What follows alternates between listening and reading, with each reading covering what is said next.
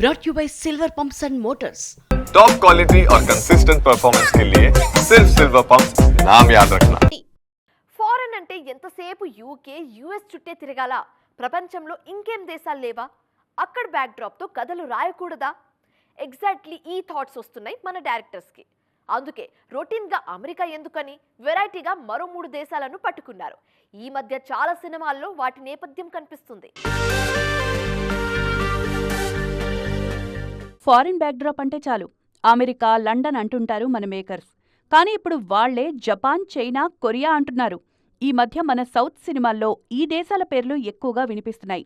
మొన్నటికి మొన్న పుష్ప 2 కథ చాలా వరకు జపాన్ చుట్టూనే తిరిగింది. పుష్ప 3లోనూ ఇదే కంటిన్యూ చేయాలని చూస్తున్నారు సుకుమార్. పుష్ప 2లో అల్లు అర్జున్ ఎంట్రీయే జపాన్లో ఉంటుంది. తాజాగా వరుణ్ తేజ్ కూడా కొరియా నేపథ్యంలో సినిమా చేస్తున్నారు.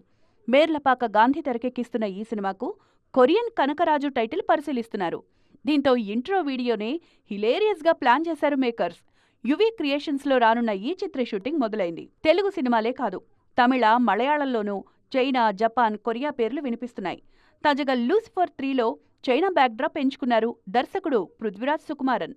క్లైమాక్స్లో ఇదే విషయం రివీల్ చేశారు లూసిఫర్ మేకర్స్. అలాగే శంకర్ తెరకెక్కిస్తోన్న భారతీయుడు 3లో చైనా మూలాలున్నాయి.